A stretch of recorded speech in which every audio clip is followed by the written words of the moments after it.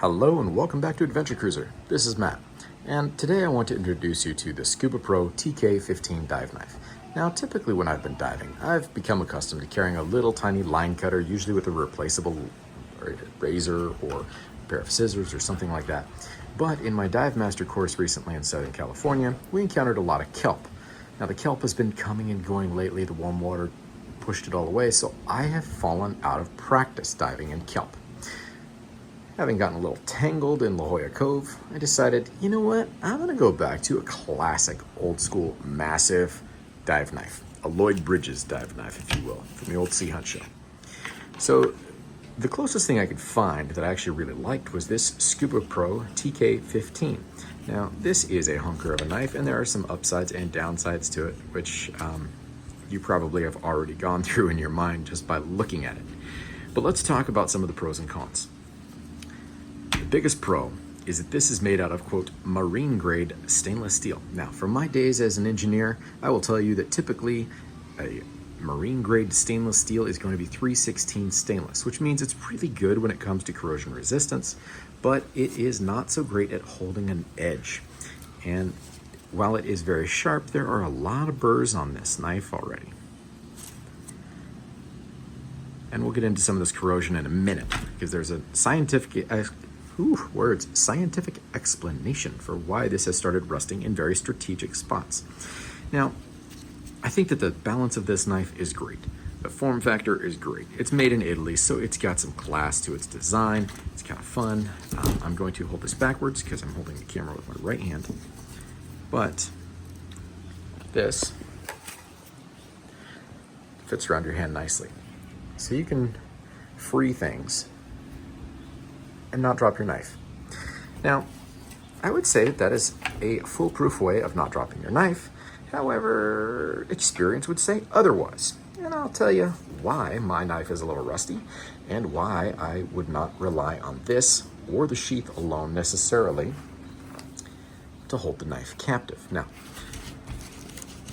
without jumping ahead too far, the knife is pretty easy to get into its sheath, even one-handed. Yeah, there we go.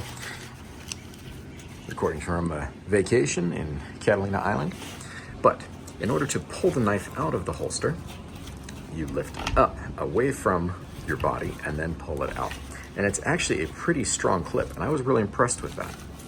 It also has a Velcro strap that you can feed under this strap as a second point of retention. See that?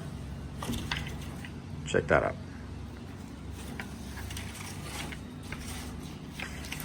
Now, jumping back to what I alluded to earlier about this may not be the most robust clip for a knife. Have a little experience with this.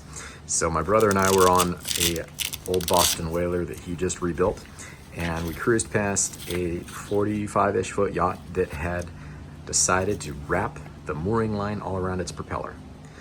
And that was a big problem for them, but we had snorkel gear with us, so my brother offered to jump in and help. One of the challenges was there was a lot of kelp wrapped around the line, so he couldn't get enough slack to free it from the propeller. So, me being me, I decided, well, here, take my fancy, brand new, very expensive SCUBAPRO dive knife and do the job. I love it when my tools get used like they're intended to be used. He comes up from the dive and he says, man, that was the best knife I've ever used. I love that thing. Now, me being slightly selfish, I'm looking at his leg and the empty sheath. And I said, that's great. Now where's my knife? And he looked at me with a really blank expression and quickly looked at his leg and looked back at me and went, oh no. Thankfully, we had scuba gear back at the other boat, got the gear. A little bit later, found this knife stuck in the sand like that. So it didn't stay in the salt water for all that long. And thankfully I found it, because I would have really been sad. But I just want to show you something here. Do you see the burr on the edge and how there is a start of rust there and there? See that? That actually is not a fault with the steel at all. It is a fault, though, with the manufacturing practice. I'm not going to get into the science of why this happens, but when you're dealing with 316 stainless steel, When you introduce carbon into the steel, it actually creates an opportunity for it to start rusting. That's why you don't use steel wool to clean stainless. You could use brass wool, but one way to get around this is to never grind it with a grinding wheel that has touched carbon steel or any other carbon, right? A sanding belt that hasn't touched carbon steel, a sharpening stone that hasn't touched carbon steel, anything like that will reduce the chance of this happening. The other thing that you can do is after you do those, if that's your only option, is a chemical cleaning process called passivation.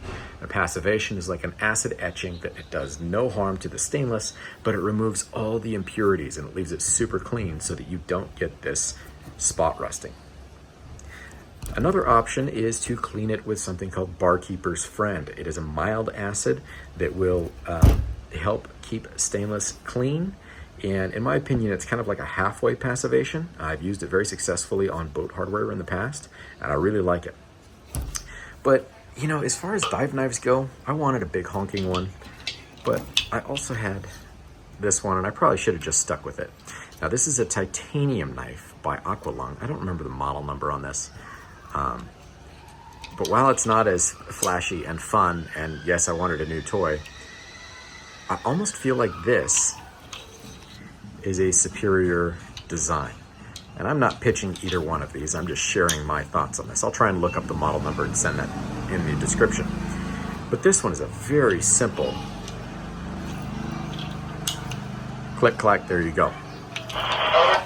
It also is titanium. Now, titanium also has its ups and downs.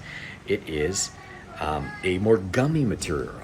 It is considered very heat resistant and very strong under heat, but that doesn't mean that it gets sharp. This one happens to be quite sharp for now, but it will likely round off just like a 3/16 stainless knife would. Either way, these are both really great knives in my opinion. The pros and cons are really preference. You know, if you're gonna go with a big honking knife, go with the big honking knife that you like. I simply like the design of these. I think they're both kind of classic and classy and a little edgy, and pun intended. And while I do really like this Scuba Pro, I'm not sure I'd buy it again because, oh, let's not lie to ourselves. Yeah, I'd buy it again, 100%. I would just be careful how I put it back in its sheath when I'm done. So there you go, guys. I will talk to you next time.